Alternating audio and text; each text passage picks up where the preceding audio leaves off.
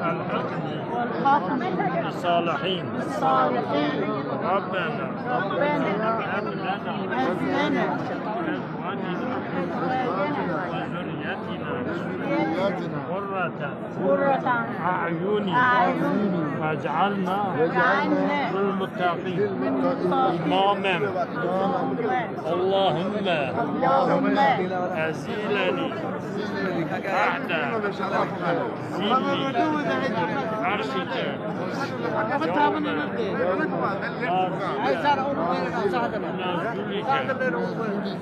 ولا باقية